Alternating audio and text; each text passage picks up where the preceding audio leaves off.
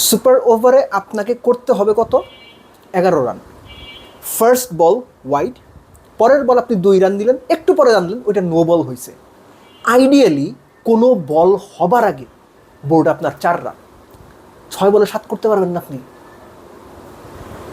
Bangladesh dressing রুমে যে কোচরা বসে থাকেন, যারা সিদ্ধান্ত নেন, তারা আসলে ক্রিকেটটাকে 10 বছর আগের ক্রিকেট হিসেবে চিন্তা করেন, কিংবা নিজেদের গদি বাঁচানোর জন্য অথবা সেফ সাইডে থাকার জন্য ভাই একটু সেফ খেলি স্ট্র্যাটেজি করেন, যে কারণে বাংলাদেশ ক্রিকেট গত 10 বছরে আগায়নি।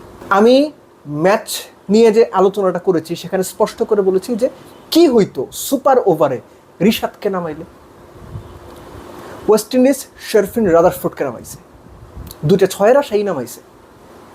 সৌম্য প্রেস কনফারেন্সে এসে বলে গেছে রিশাদকে না নামানোর সিদ্ধান্ত কোচ এবং ক্যাপ্টেনের। রিশাদকে না নামানোর সিদ্ধান্ত কোচ এবং ক্যাপ্টেনের, অর্থাৎ রিশাদকে নামানোর আলোচনা হয়েছিল। আমি তো মাঠে ছিলাম না, প্রেস কনফারেন্সেও ছিলাম না, পরে জানলাম। তার মানে রিশাদকে নামানোর আলোচনা হয়েছিল। কেন? যে মানুষ 14 বলে 39 করছে, আপনি তার কথা তো ভাববেনই। না নামান সেটা অন্য বিষয়, কিন্তু ভাবতে হবে।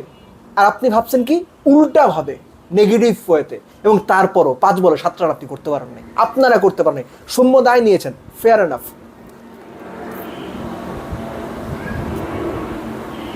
প্রচণ্ড গরম রে ভাই, একটু ইলেকট্রোলাইট না হলে চলে না। সৌম্য দায় নিয়েছেন, কোচ কি দায় নেবেন, ক্যাপ্টেনকে দায় নেবেন। এই যে মিরাজের ভুল ক্যাপ্টেন্সির অঙ্কের হিসেবে গোলমাল করে ফেললেন, অঙ্কে ফেল করা ছাত্রদের মতো। যে বলে 2 আর 2 কত, সে বলে অবশ্য 2 আর 2 55। মিরাজের ওই অবস্থা। মুস্তাফিজের ওভার করাইতে পারলো না, সাইফ বাঁচাই দিছে, সুপার ওভারে নিয়ে গেছে, নইলে তো খেলা ওইখানেই শেষ। মিরাজের ওই ব্লান্ডারে খেলা শেষ। দ্বিতীয় ব্লান্ডার, আমি মনে করি রিশাদকে না নামানো। আপনি আমাকে যা খুশি তাই বলতে পারেন, কিন্তু আমি বিলিভ করি আজকের পার্টিকুলার এই দিনে ওয়েস্ট ইন্ডিজ বাংলাদেশ দ্বিতীয় ওয়ানডেতে সুপার ওভারে পার্টিকুলার, আবারও বলছি শুধুমাত্র এই পার্টিকুলার দিনের হিসাবে রিশাদকে নামানো উচিত ছিল, 100% রিশাদকে নামানো উচিত ছিল।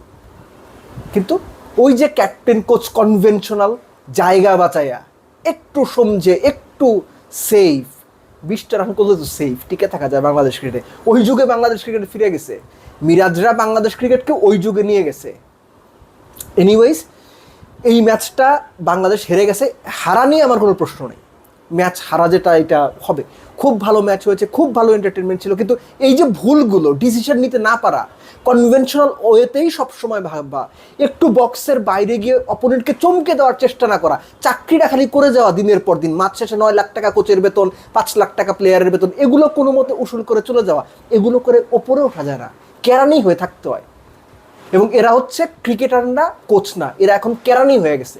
ক্রিকেট কোচ, ক্রিকেট বোর্ড, ক্রিকেটের ড্রেসিং রুম তাদের অফিস হয়ে গেছে। এখানে তারা অন্যান্য অফিসে কেরানিরা যে কাজ করে, এরা হচ্ছে ঠিক কেরানির কাজ করে। আর কেরানির কাজ করে বলেই কাগজে যা আছে ওর বাইরে যাইতে চায় না। ওই যে বস যদি ধমক দেয়, যদি ভুল হয় তাইলে তো আমার গায়ে দায় চাপবে।